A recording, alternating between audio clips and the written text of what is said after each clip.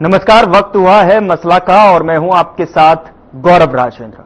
मसला में आज हम बात करेंगे लॉ एंड ऑर्डर को लेकर। हरियाणा में कानून व्यवस्था की स्थिति को लेकर विपक्ष के लगातार हमलों के बीच मुख्यमंत्री नायब सिंह सैनी ने सख्त रुख अपनाया और हाल के दिनों में शराब ठेकेदारों पर हुए जानलेवा हमलों ने सरकार पर दबाव बढ़ाया और इस स्थिति को नियंत्रण करने के लिए उच्च स्तरीय बैठक बुलाई गई, जिसमें पुलिस महानिदेशक शत्रुजीत कपूर, महाधिवक्ता हरियाणा और अन्य वरिष्ठ पुलिस अधिकारी शामिल रहे। सीएम ने अधिकारियों को कानून व्यवस्था को सुदृढ़ करने और अपराधों पर तुरंत अंकुश लगाने के स्पष्ट निर्देश दिए। हरियाणा में पुलिस वर्दी प्रोटोकॉल को लेकर मुख्यमंत्री नायब सिंह सैनी सख्त हो गए हैं। लॉ एंड ऑर्डर पर हुई हाई लेवल मीटिंग में उन्होंने साफ निर्देश दिए कि अगर कोई पुलिसकर्मी वर्दी में शराब पीते हुए पाया गया तो उसके खिलाफ तुरंत सख्त कार्रवाई की जाएगी। साथ ही आपको बता दें कि जिस तरीके से मुख्यमंत्री की अध्यक्षता में 4 घंटे तक ये बैठक चली, अपराध नियंत्रण पर गहन चर्चा हुई। सीएम ने स्पष्ट ये कह दिया कि अपराध नियंत्रण में किसी भी प्रकार की लापरवाही बर्दाश्त नहीं होगी और इस पर उन्होंने थाना क्षेत्रों में आपराधिक गतिविधियों पर नियमित निगरानी, त्वरित कार्रवाई के निर्देश दिए और इसके साथ ही अपराधों की रियल टाइम रिपोर्टिंग और विश्लेषण के तकनीकी साधनों के उपयोग पर भी बल दिया गया है। साथ ही हरियाणा में जिस तरीके से बढ़ती फिरौती, रंगदारी के मामले को गंभीरता से लेते हुए सीएम ने कड़े निर्देश जारी किए। उन्होंने कहा कि ऐसे गंभीर अपराधों को किसी भी सूरत में बर्दाश्त नहीं किया जाएगा। पुलिस को तुरंत कार्रवाई कर अपराधियों पर सख्ती बरतने के आदेश दिए गए हैं। तो कहीं ना कहीं जिस तरीके से विपक्ष लगातार दबाव बना रहा था उसको लेकर अब एक्शन में दिखाई दे रही है सरकार और उसको लेकर लॉ एंड ऑर्डर को लेकर मजबूती दिखाते हुए जीरो टॉलरेंस की नीति पर अब ये एक्शन यहां पर देखने को मिलेंगे। अब इसको लेकर आज मसला में हम चर्चा करेंगे और जानने की कोशिश कि किस तरीके से लॉ एंड ऑर्डर की स्थिति और उस पर जो बैठक हाई लेवल हुई, 4 घंटे तक ये बैठक चली, फिरौती और रंगदारी जैसे मामलों पर भी विशेष तौर पर जोर दिया गया और जीरो टॉलरेंस की नीति इन फिरौती और रंगदारी को लेकर यहां पर साफ तौर पर दिशा निर्देश दिए गए। तो अब ऐसे में कानून का भय अब कितना अपराधियों के बीच में देखने को मिलेगा और उसको लेकर प्रदेश में जिस तरीके से लगातार अपराध और अपराधियों के हौसले बुलंद नजर आ रहे थे उसको लेकर अब कितना अंकुश लगता हुआ दिखाई देगा। क्योंकि अब हाई लेवल जो मीटिंग थी, बैठक थी, उसमें साफ तौर पर निर्देश तो दे दिए गए, लेकिन धरातल पर ये निर्देशों का किस तरीके से असर और इस बैठक में जीरो टॉलरेंस की जो नीति और उससे जो एक्शन होगा उसका किस तरीके से समाधान और जो उसका असर है वो देखने को मिलेगा, ये समझने की आज इस चर्चा में हम कोशिश करेंगे और महिलाओं और छात्राओं की सुरक्षा को भी इसमें सर्वोच्च प्राथमिकता पर रखा गया है।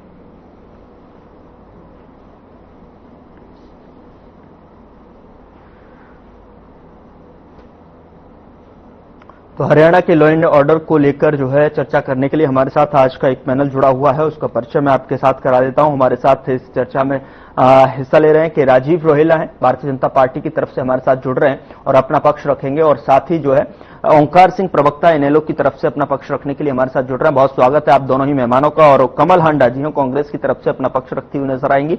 बहुत स्वागत है मैम आपका भी। सबसे पहले राजवीर जी, मैं आप ही से शुरुआत करता हूं और आपसे जानने की कोशिश की जिस तरीके से लगातार चाहे घूसखोरी हो, चाहे रिश्वतखोरी हो, चाहे जिस तरीके से अपराधी लगातार अंजाम दे रहे थे अपराध को, और ऐसे में अब कहीं ना कहीं सरकार भी सख्त लहजे में यहां पर 4 घंटे की मीटिंग के बाद में ये निर्देश दे दिए गए कि अब देखिए जीरो टॉलरेंस की नीति के साथ में एक्शन धरातल पर दिखना चाहिए। तो अब क्या मान के चल रहे हैं कि किस तरीके से क्या अब जो अपराध है उस पर अंकुश लगाने में इस बैठक का कुछ नतीजे सामने निकल कर आएंगे धरातल पर? जी नमस्ते प्रवक्ता साथियों को राम राम और आपके दर्शकों को भी मेरी राम राम। ये भारतीय जनता पार्टी की जो सरकार पिछले 10-11 सालों से चल रही है, इस सरकार ने लगातार काम किया है और आप कानून व्यवस्था पे जो आज मुख्यमंत्री जी ने मीटिंग मॉनिटरिंग की है वो हर क्षेत्र की मॉनिटरिंग लगातार करते हैं। तो उसमें कुछ निकल के आया है भाई, मुख्यमंत्री जी ने स्पष्ट निर्देश दिया है कि अपराधियों को कानून के शिकंजे में लगाया जाए, वो किसी भी सूरत में हो सकता है, वो चाहे फिरौती वाले हो, चाहे कोई भी है। और उन चीजों पर उन्होंने लगातार फोकस किया है। एक बात और बताऊंगा मैं आपको, हरियाणा सरकार जो एनसीआरबी का डाटा है उसमें लगातार ट्रैकिंग में 10 साल से लगातार नंबर 1 है पूरे भारत में। और ये आपको दर्शाता है कि हरियाणा सरकार बहुत सीरियस है कि आम जनता शांति से रहे, सुरक्षित रहे।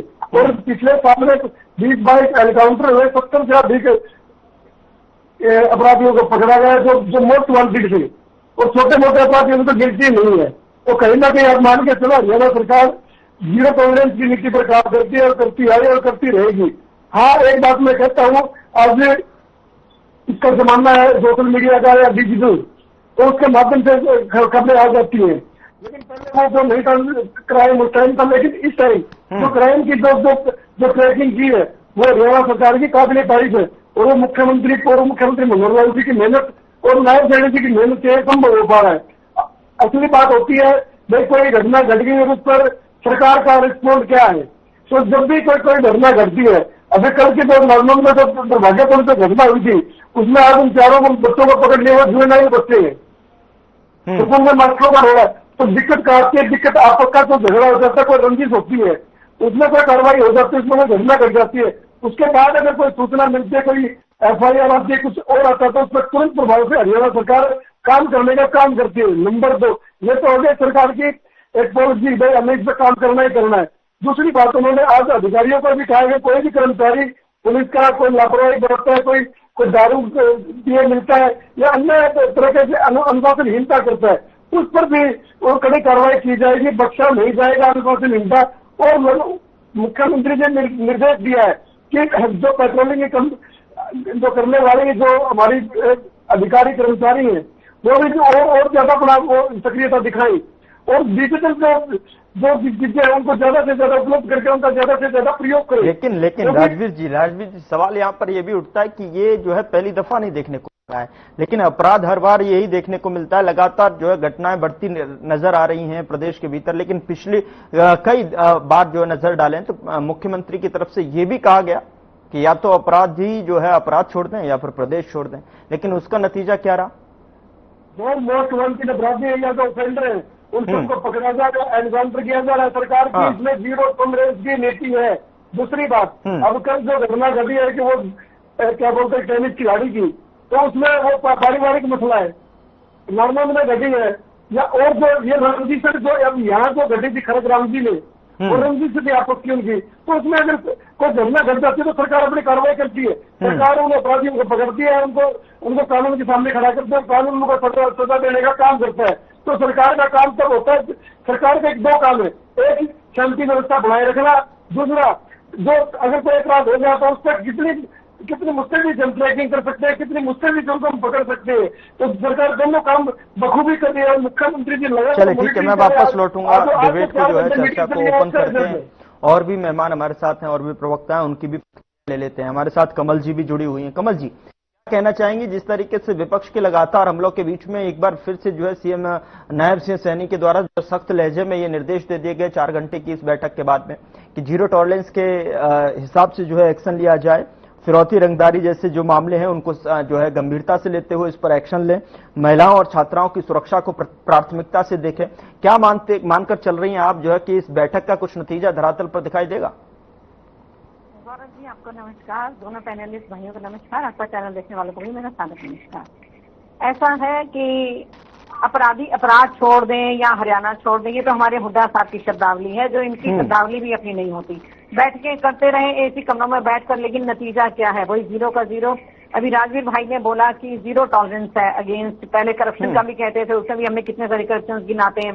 अब कहते हैं अपराध के लिए 0% टॉलरेंस। तो मैं बताऊंगी 100% एक्सेप्टेंस है। न सिर्फ एक्सेप्टेंस है बल्कि उनको सरपरस्ती भी है सरकार की। सरकार पुलिस का कोई खौफ नहीं रह गया है।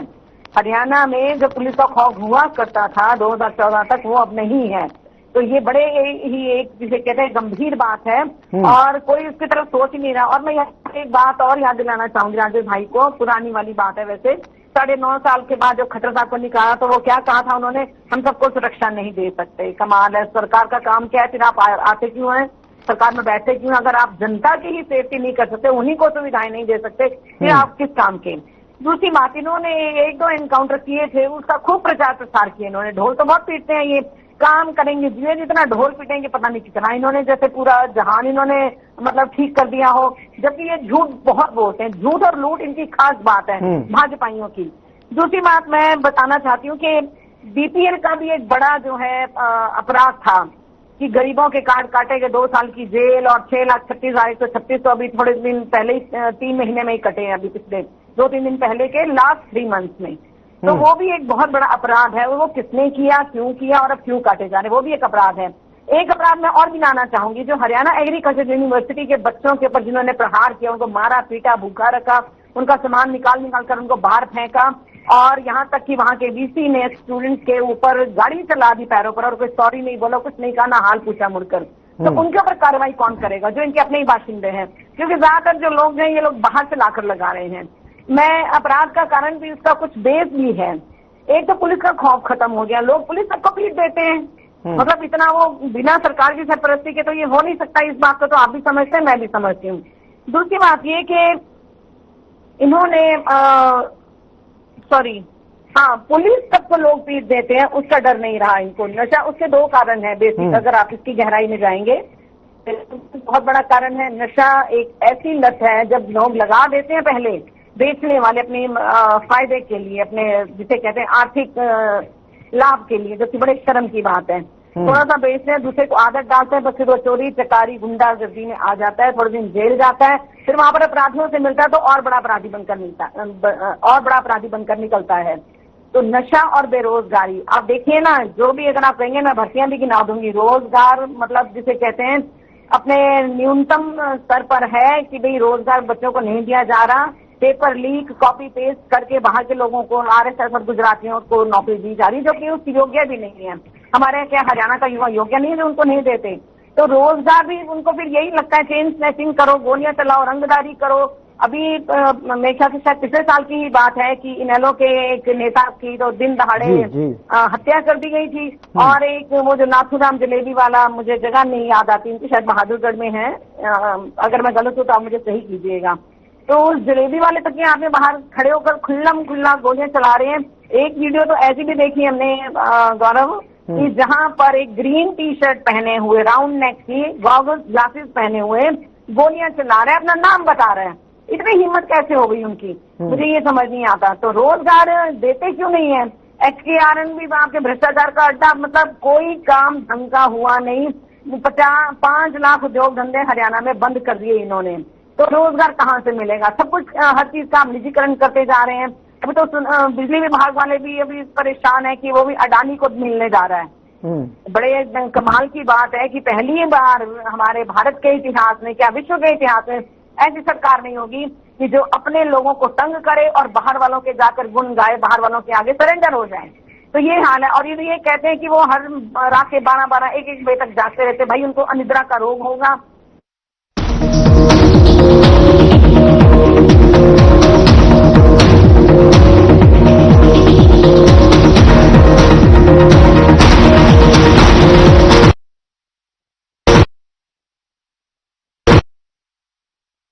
बनती, पिचके हुए गाल हैं, हड्डियां निकली हुई हैं, पैंटें ढीली हैं, कपड़े जचते नहीं, कोई पर्सनैलिटी नहीं।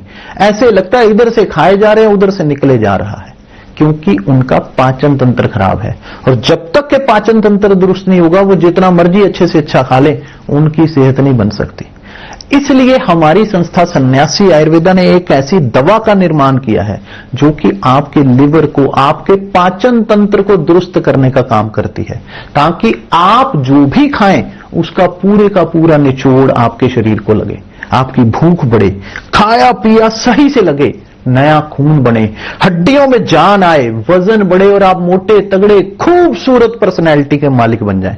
सिर्फ 699 रुपए की पूरे 1 महीने की दवा होती है और आप इसे घर बैठे 01145454545 पर फोन करके दवा मंगवा सकते हैं।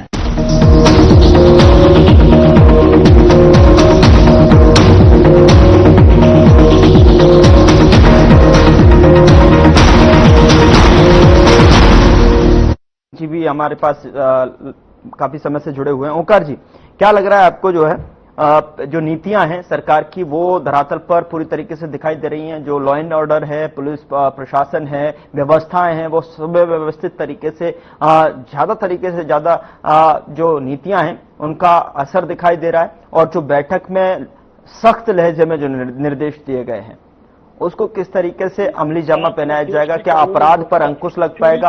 अपराधियों के भीतर जो है भय कायम हो पाएगा, डर कायम हो पाएगा? गौरव जी, आज प्रदेश की अपराध व्यवस्था पूरी तरह से चरमरा चुकी है कानून में। सिर्फ ये कहना कि अपराधी अपराध छोड़ दे या हरियाणा छोड़ दे, ये कोई उचित नहीं है। पहले जब अनिल विज 2019 में गृह मंत्री बने थे तब उन्होंने भी यही नारा दिया था। तो मैं पूछना चाहता हूँ, अब तक कितने अपराधियों ने अपराध छोड़ा या हरियाणा छोड़ा? बल्कि अपराधियों के हौसले और बुलंद हो गए। हौसले इतने बुलंद हो गए कि अपराधी पहले फिरौती और रंगदारी की मांग करते हैं और कहते हैं कि नहीं भी तो कत्ल कर देंगे, फिर कत्ल कर भी देते हैं। कत्ल करने के बाद उसकी फिर जिम्मेवारी भी ले लेते हैं, हाँ हमने ही किया है। और जिम्मेवारी लेने के बाद अगर पुलिस को इनकाउंटर करती है, जो परिस्थितिवश होता है, जो इनका कानूनी अधिकार नहीं है, ये सब मानते हैं। लेकिन मेरे भाई राजवीर जी कह रहे थे कि हम इनकाउंटर कर देते हैं, ये तो परिस्थितिवश होता है। अगर कोई इनकाउंटर हो जाता है तो इनकाउंटर करने वालों को भी रिवर्स में धमकी दी जाती है। अभी देखिए, पीछे जो इनकाउंटर हुआ था हरियाणा में, उसमें दोबारा उनको धमकी दी गई कि जिन्होंने इनकाउंटर किया या इनकाउंटर में उनकी सहायता की है उनको भी जान से मार देंगे, खुलेआम उन्होंने धमकी दी। ये बहुत बुरी व्यवस्था है, हमें इसकी जड़ में जाना है। सिर्फ जुमलेबाजी में बात नहीं बनेगा कि अपराधी अपराध छोड़ दो या हरियाणा छोड़ दो, ये कहने से कुछ नहीं बनने वाला। इसकी जड़ में सिर्फ और सिर्फ बेरोजगारी है। बेरोजगारी की वजह से नशा और अपराध पनपता है। लेकिन ये अपराध शुरू में इतना बड़ा नहीं होता। आज देखिए, जितनी भी स्टेशन हैं सब पर खुले में नंबर 2 की दारू बिक रही है। वो नंबर 2 की दारू कहाँ कहाँ बिक रही है, सब चौकी इंचार्ज और पुलिस के एसएचओ सबको मालूम है। लेकिन मंथलियां फिक्स है, कोई कार्रवाई करने को तैयार नहीं है। ये जो शराब बेचने वाले छोटे छोटे अपराधी हैं, यही अपराधी बाद में जाके थाने में जब ये कोई बड़ा कांड कर देते हैं तो यही अपराधी बड़े अपराधों में बदल जाते हैं। आज परिस्थितियां बहुत खराब हैं हरियाणा की, और प्रदेश में अगर शांति व्यवस्था नहीं होगी, कानून व्यवस्था ठीक नहीं होगी तो व्यापार पलायन कर जाता है। आज हरियाणा में भी व्यापार पलायन करने की स्थिति नहीं है। कुछ अपराध की वजह से रही कोई कसर इन्होंने बिजली के रेट बढ़ाकर कर दी। ये सारी परिस्थितियां अल्टीमेटली व्यापार को नुकसान करती है और हमारे आर्थिक व्यवस्था को नुकसान करती है। लेकिन कहीं पर भी बीजेपी के नेता ये कोशिश नहीं करते। 4 घंटे मीटिंग कर ली और उस मीटिंग से क्या आया? ये सिर्फ और सिर्फ जुमलेबाजों की सरकार है और ये दिखाना चाहती है कि हम बहुत काम करते हैं, हम सोते नहीं है, रात को भी काम करते हैं, इतने बढ़िया मुख्यमंत्री हैं। अरे भाई, हमें तो व्यवस्था चाहिए। अगर तुम्हारे पास व्यवस्था नहीं है तो आप व्यवस्था का इंतजाम कीजिए। आज अपराध बहुत बुरी तरह से बढ़ चुका है। कत्ल दिन दिहाड़े होते, कहाँ गोली चल जाएगी कुछ नहीं कह सकते। यहाँ तक कि नारायणगढ़ जो मुख्यमंत्री का गृह क्षेत्र है वहां पर भी कत्ल कई हो चुके हैं। अंबाला में कई कत्ल हो चुके हैं। शाहबाद ठेकेदार की हत्या हो चुकी है। कुछ गिनती नहीं है।